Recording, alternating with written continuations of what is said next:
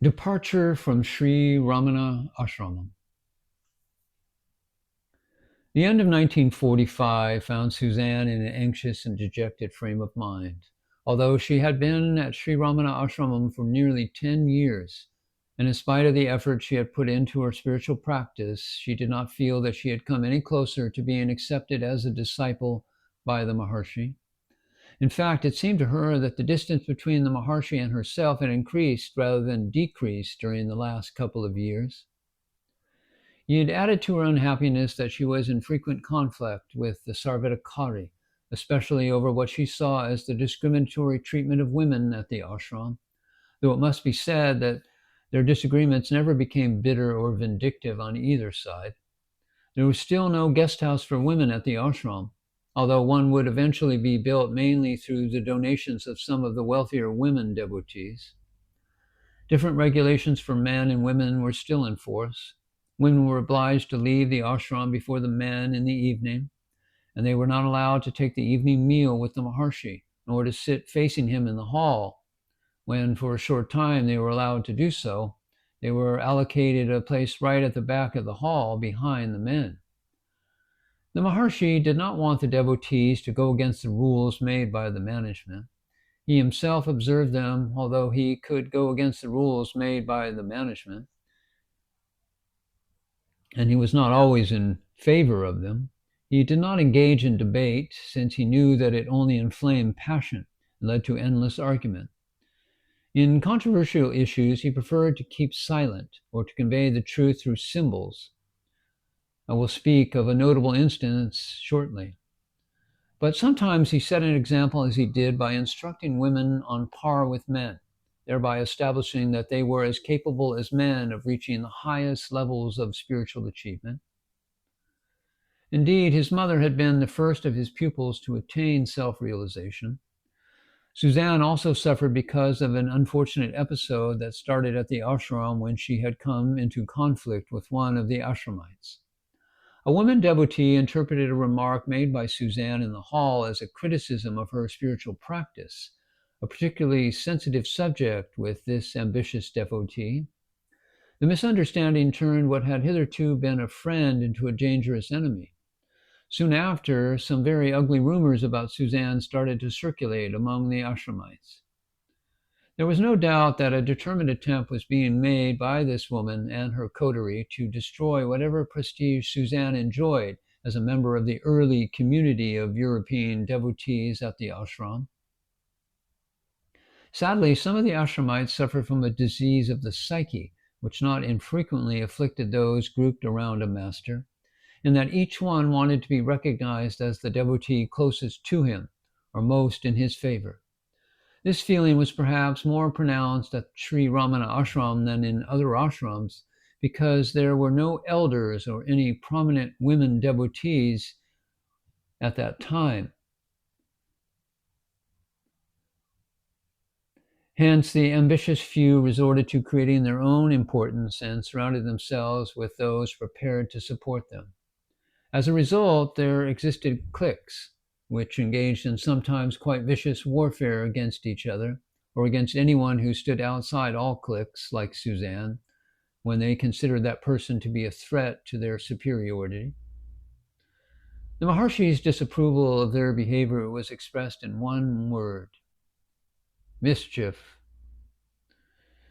This, according to Lucia Osborne in her editorial in The Mountain Path, as she writes, all troubles come from self-centeredness of the ego, which does the mischief. 8 takes the place of love, and the most unlikely object will be chosen to vent it on.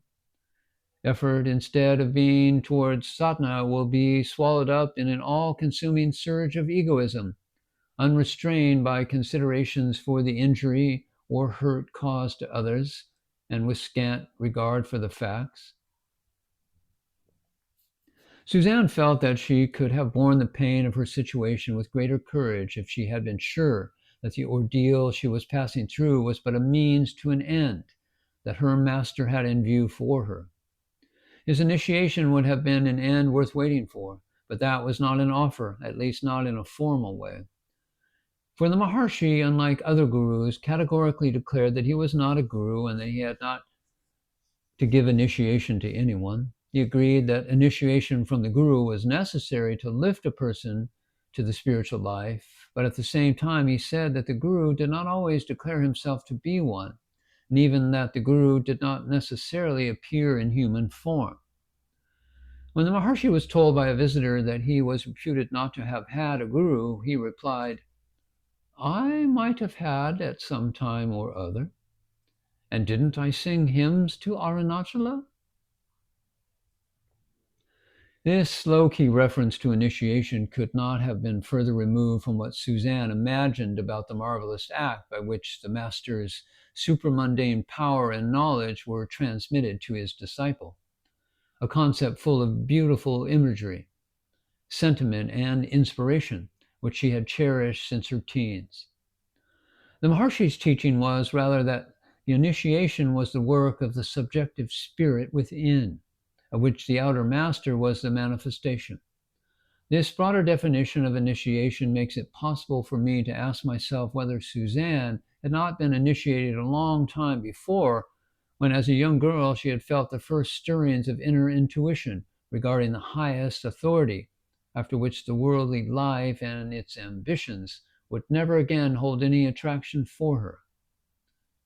Since then, there had been other events, such as the experience of nearness to the Lord that had come to her in the Himalayan monastery on Vasak night, and the feeling of being lifted far above the world when she became receptive to the unique and rare yogic powers of the Maharshi. If Suzanne personally did not rate any happening that had taken place so far in her life as an initiation, it was because she could not see any positive change in herself resulting from it. Yet when the Maharshi once commented that progress was not always known to the person in whom it had taken place, he surely meant that initiation could be the start of the gradual maturing of one's understanding, a quiet inner transformation that was no less real for not being as yet manifest. One of Suzanne's good friends at the ashram was Major Chadwick, as mentioned, an Englishman who had come to the ashram in 1935. And in 1940, he went through a phase of doubt, wondering whether he had done the right thing to stay on so long at the ashram, when it meant renouncing all ties with country and family if there was no initiation to be gotten from the Maharshi.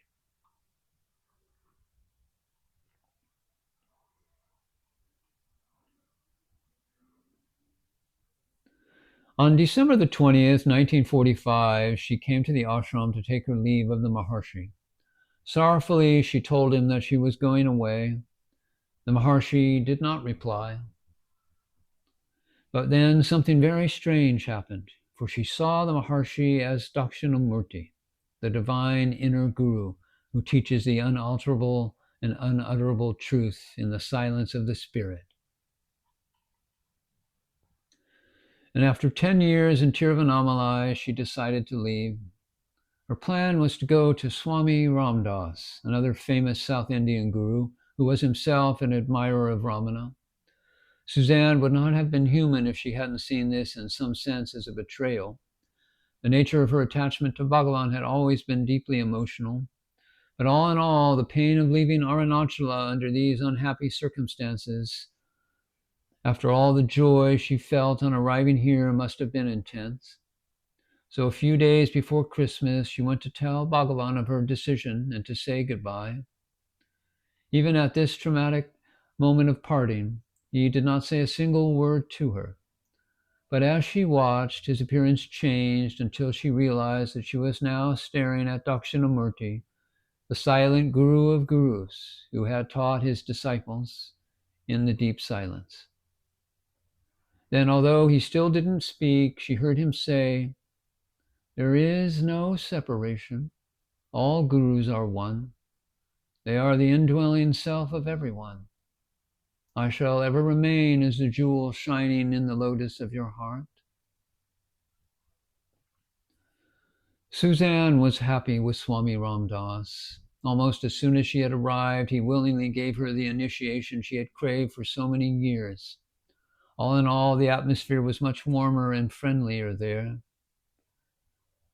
After breaking herself again and again against the unfeeling rock of Arunachala, Suzanne felt she had been accepted into an extended family with Ram Dass as its loving father. His spiritual children could sit and chat to him, or even touch him, with none of the formality and awe that surrounded the lofty, silent figure of the Maharshi. And so Suzanne stayed for 18 blissful months at his ashram, as if taking a sort of spiritual rest cure. And then she returned to her rock at Arunachala.